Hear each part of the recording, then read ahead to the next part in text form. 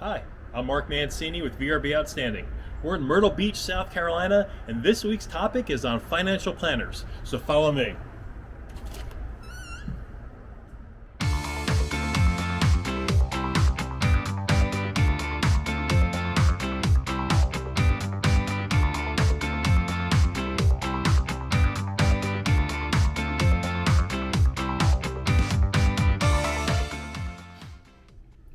Welcome back this week to VRB Outstanding.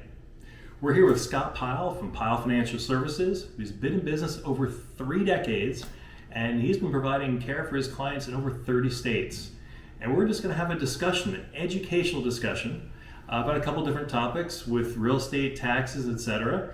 And the first is going to be about retirement, because a lot of people do invest in stocks for retirement, but really, real estate has been very popular now, both short-term and long-term rentals and real estate in general, even commercial.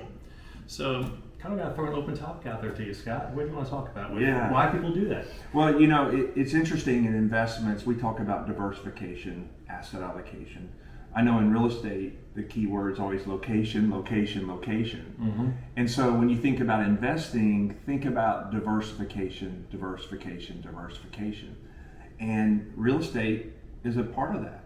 And so when you see long-term and short-term rentals, some people own them directly, but they'll also form a corporation and hold it in that corporation and not just be retired, but have a little bit of activity. And there tends to be some tax benefits when you do it that way. So always make sure you get with your tax advisor and see how is the best way to hold that real estate.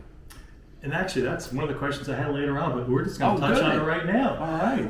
I know I've invested in real estate for over 2 decades now, and my family has too. I've always been told with all the attorneys I've had to put each home in a separate LLC.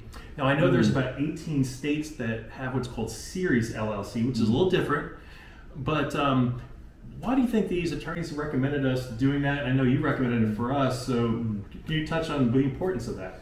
Yeah, when you think about holding different pieces of real estate and how it's titled, also you mentioned the state. You want to be very, not careful, well, you do want to be careful. You want to be careful, every state is different, but also there's liabilities that come with real estate. And what we see attorneys doing in many states is having the real estate held in separate entities. So if something happens, there's not cross liability. And also you can then form a holding company, we've seen clients do, and then let all that real estate flow up into the holding company. So again, there's some tax benefits, there's some protection that we see, and also when people around different states are buying short-term and long-term, it helps you within the state regulatory issues if you're going to be doing depreciation and things like that. So again, you'll hear me say this all the time. Have a great tax expert, a partner, an accountant, CPA, that's not just filling out forms. I tend to say there's 2 types of CPAs, one that works for the client and one that works for the government. I know which one I want. That's right. Well, actually, that's a very good segue, because I believe a professional team consists of at least 3 people. A financial planner, a great CPA, and or a team of attorneys to go ahead and utilize the expertise to protect you. And 2 things I want to talk about. One was, we just talked about LLCs. Yes. What do you think about umbrella policies? Is that a good substitute or complement or both? Yeah, I tell you, I've seen some situations over my 30 years where clients did not have an umbrella policy. They didn't have that protection. And so when an accident happened and it broke through their liability, then it poured over into grabbing their investments, their assets, and their cash. And so always consult your insurance. And you really talked about that team. And it really is, it's got to be a team where the attorney, the CPA, and the financial advisor, they work together, but also hold each other accountable. Sure. Because if you don't have those umbrella policies and something happens, it could be damaging to your net worth.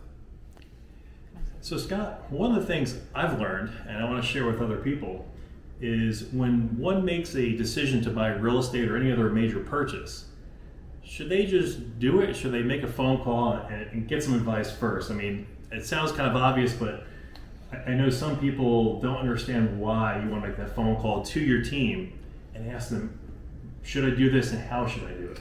Yeah, because you think about real estate, there's a lot of ways to purchase real estate. Mm-hmm. You can use leverage, go get a mortgage. You could possibly borrow against your investment. So if you have an investment account, many firms will allow you to borrow against those investments to go do other things in the marketplace, whether it's real estate or upfitting your real estate. But at that purchase, wow, there's so many things you also have to think about. And again, you think about your team, Mm-hmm. getting them to either nudge you and say, hold on the brakes, let's look at this, because they may have some information about the market, some cautionary tales about what you're doing, Mm-hmm. or some great encouragement. So that team is really important to bounce that off of. Because I know a lot of people go online, and whether it's on YouTube or Facebook groups, they get information about taking out some non-conforming type loans to take advantage of some of the low interest rates and some of the deals that may be out there. But I guess you'd probably be a check and balance to say, maybe this isn't the right time, correct? Correct. There's good leverage and there's bad leverage. And the type of loan, the type of cost for those loans, sometimes you get drawn in, and a lot of people will get excited about the real estate purchase. They'll get excited about what they're doing, and they're dealing with these non-conforming, untypical type of lending, and they get so close to the closing, they almost feel committed. Even when they could step out, even when there's off-ramps along the way. If you haven't consulted your team to kind of keep you emotionally balanced, I've seen people that have off-ramps before they sign that final thing, and then they see the interest rate or the interest rate lock or the interest rate changes, and then they go ahead and sign because they're emotionally committed. And I think a good team is going to keep you from making emotional decisions and make pragmatic investment decisions. And that's excellent advice, Scott. The one other thing that I probably should have even mentioned was part of your team is your spouse, right? Making sure that they have buy-in. She to reminds these me of decisions. that a lot. And usually after, like, if you just would have listened to me, why don't you listen to me more? So, Mark, you really touched on. Did Pamela tell you to do that? I'm trying to figure that out. Dollar reminds me all the time. But it's interesting. When I was a young man, I remember one of my mentors told me that really pay attention to your spouse. And for men especially, I think men, we tend to run away from activity and don't want to check because we think we're right and we don't want to hear no. We just don't. I know I don't. And so he told me young in my life, remember, your wife will feel what you think, and she completes that circle. And it's hard when your wife or your spouse puts the brakes on something. And but I will also say it's happened the other way. My wife, she's pushed me, and I've told her, and so she. So actually, one more thing I just thought of and want to throw out there is, since we're talking about relationships, and this isn't a relationship video, this is financial planning. Yeah, it feels like we're going relational, but that's like you're talking, it's the team, right? So. Exactly, and really with short-term rentals, something I find very similar is communication. And so keeping the communication channel open, because whether it's owner to guest or financial planner and spouse and your whole team, is communication, being able to talk. You had mentioned how the team talks, and I know you have a relationship and talk with our CPA and so forth, and you've got a team of attorneys that you refer people to for different things. Yes. So communication, obviously an important thing. Very much so. And when you talk about communication, the sender and the receiver have the responsibility. And sometimes you find that the client may expect you always to call, but call and pick at that team and call and really grab them, because they may be busy, but they want to spend time with you. They want to respond to you. So it's not just the professional reaching out to the client, but also having that relationship and that comfort for the client to pick up the phone and say, I'm thinking about this. What do you think? Be proactive, like you were saying earlier. Be proactive and reach into that circle of trust. I do want to touch back on the spouse you mentioned earlier. To me, I have found that when you're both in agreement, that's where the greatest success does seem to come from. And so 1 + 1 = 3, right? Ideally, right?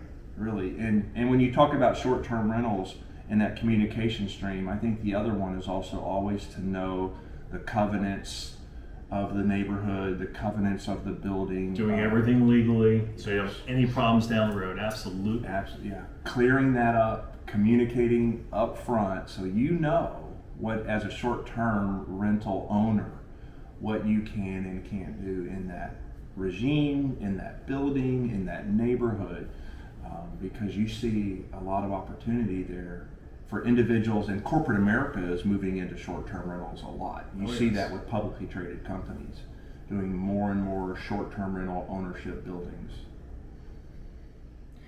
So since, Scott, most of our audience out there are real estate investors, what do you think is the right time for someone to look for or hire a financial planner who's in the market for one, or maybe they don't know if they're in the market for one, they don't know if they need one?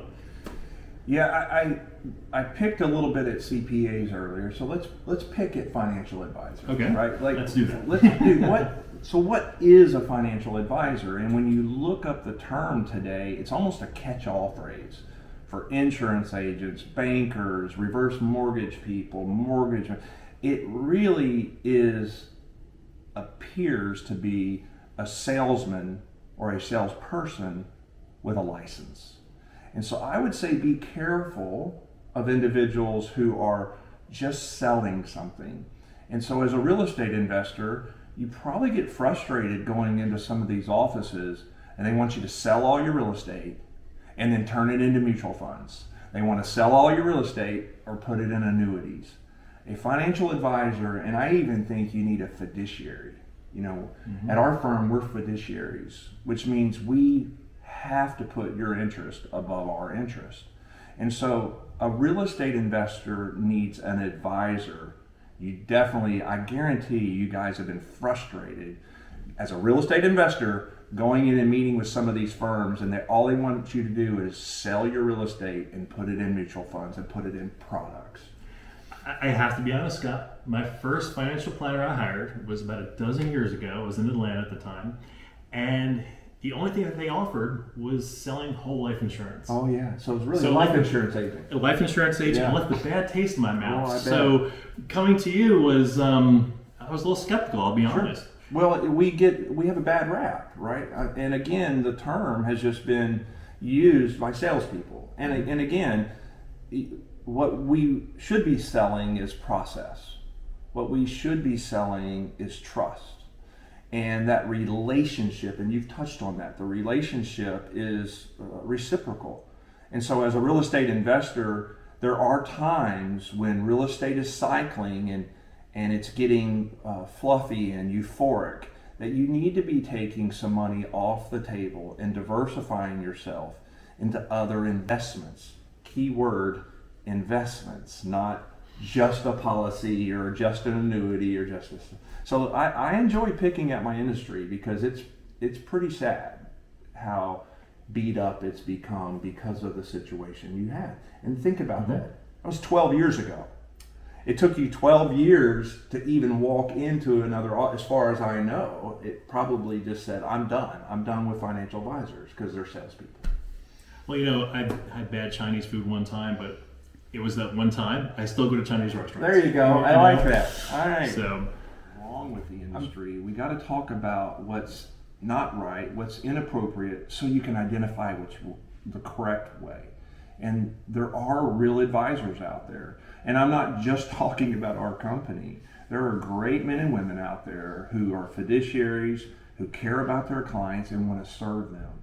You need an overarching, overall financial plan. And your real estate is part of it. Your investments are part of it. Your insurance, you mentioned liability, your umbrella is part of that. It's really portfolio protection. An umbrella policy is protecting your other investments from something bad at one of your properties. So now we can talk about the good part of financial advising. So Scott, I have a CPA, but a financial planner, I don't want to pay two people for the same services. You don't step on each other's toes, right? Is there some differences you can share about? Absolutely. I mean, and I notice how you use your hands. You know, the right CPA and the financial advisor come together like this. Mm-hmm. They're not combative, and you're not paying for two services. If anything, I think the right team will work together. The synergy they have should help you achieve your dreams and goals and be totally worth the investment for the two. Scott, I appreciate your time today, and as always, some great advice and good discussion. And for everyone out there, I appreciate you coming by this week. Remember to hit the like and subscribe button, and we'll see you next Friday.